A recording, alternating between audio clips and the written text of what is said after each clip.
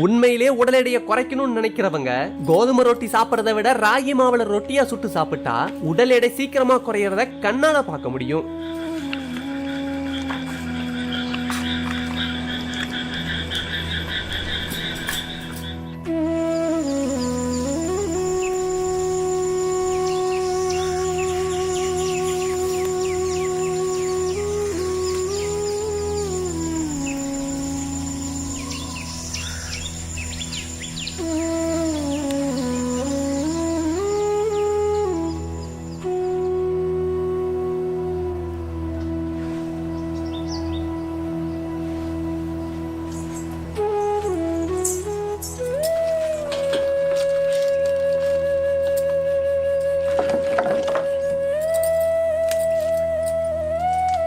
சைவ குருமாக்காக 50 கிராம் பச்சை பட்டாணியை உரிச்சு எடுத்துக்குவோம்.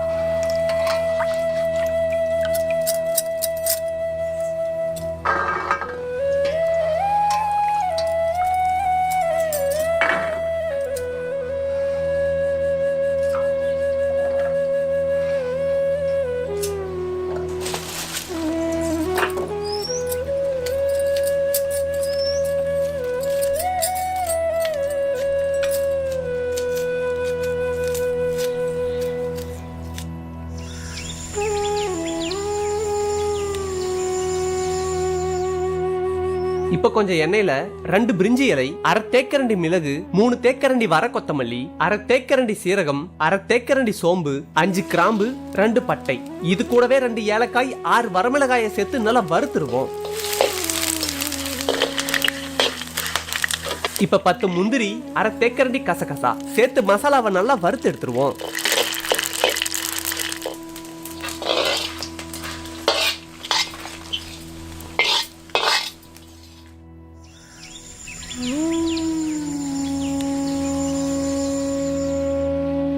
இப்ப மறுபடியும் கொஞ்சம் எண்ணெயில 2 தேக்கரண்டி இஞ்சி பூண்டு விழுது,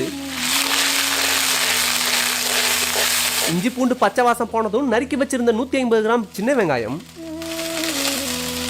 கூடவே கொஞ்சம் உப்பு சேர்த்து வெங்காயத்தை நல்லா வதக்கிடுவோம்.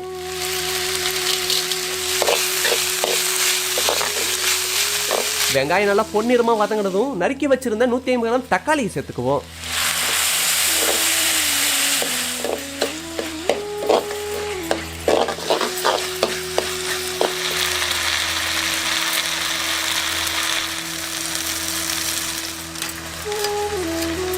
நூறு கிராம் பீன்ஸ், 100 கிராம் கேரட்டை சின்ன சின்னதா நறுக்கி கழுவி வச்சிருந்த பச்சை பட்டாணியோட வதங்கின தக்காளியில சேர்த்துருவோம்.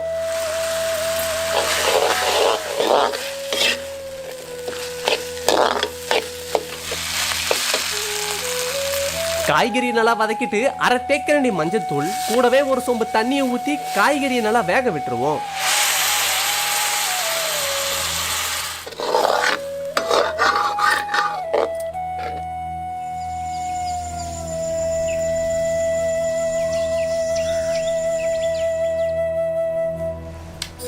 காய்கறி வேகிற சமயத்துல வறுத்து வச்சிருந்த மசாலாவோட 1/2 மூடி துருவி வச்சிருந்த தேங்காயோட சேர்த்து நல்லா அரைச்சு எடுத்துக்குவோம்.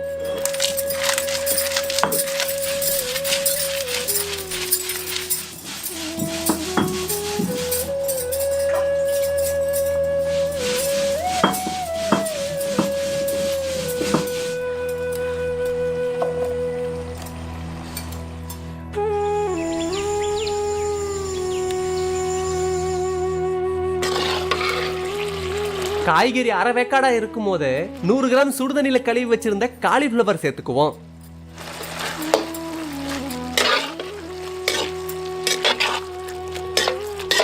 நல்லா கலக்கி விட்டுட்டு அரைச்சு வச்சிருந்த தேங்காய் மசாலாவை சேர்த்து கொஞ்சம் தண்ணி ஊத்தி கொதிக்க விட்டுருவோம்.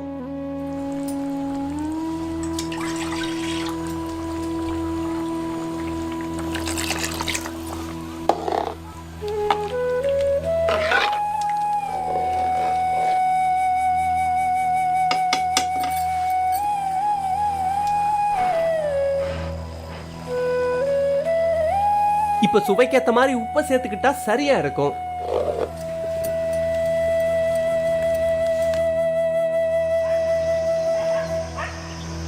ராகி ரொட்டிக்காக அரை தேக்கரண்டி உப்பு, கொஞ்சம் எண்ணெய்,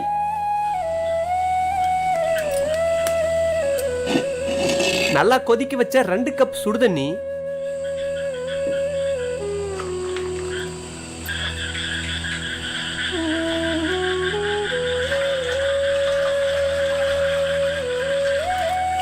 ரெண்டு கப்பு சுடுதண்ணிக்கு 2 கப் ராகி மாவு சேர்த்து நல்லா கலந்து விட்டுட்டு இறுக்கமா மூடி வச்சிருவோம்.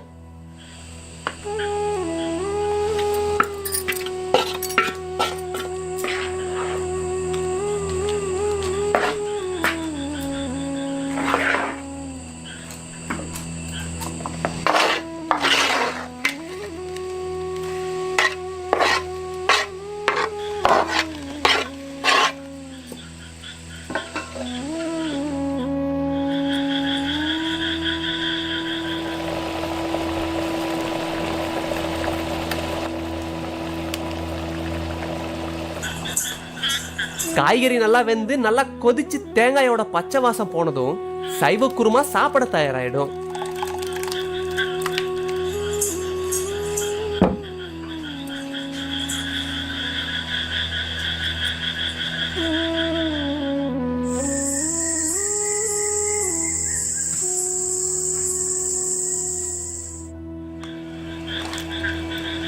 சுடுதண்ணியோட சேர்த்து 15 நிமிஷம் மூடி வச்சிருந்த மாவு இப்ப ஓரளவு வெந்து நல்லா மெதுமெதுன்னு ஆயிருக்கும். மாவு கட்டையோட ஒட்டாம இருக்க வரமாவை தூவி விட்டு சின்ன சின்ன உருண்டைகளா எடுத்துக்குவோம்.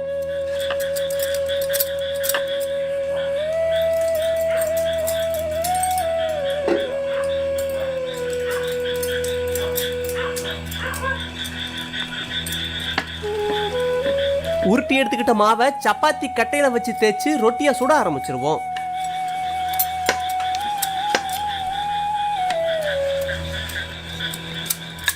ராகி மாவை சுடுதண்ணியோட சேர்க்கலனா ரொட்டியா தேய்க்க முடியாது, அடையாதான் சுட முடியும்.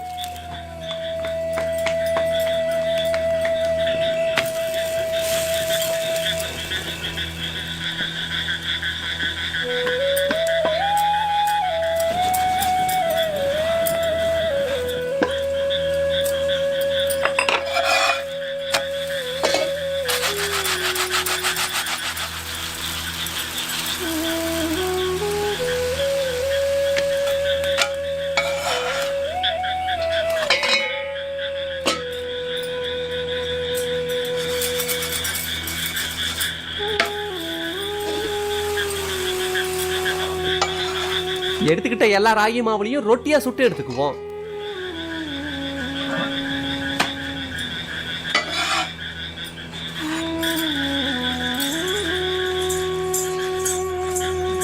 ராகி ரொட்டியும் சைவ குருமாவும் இப்ப சாப்பிட தயாராயிடுச்சு.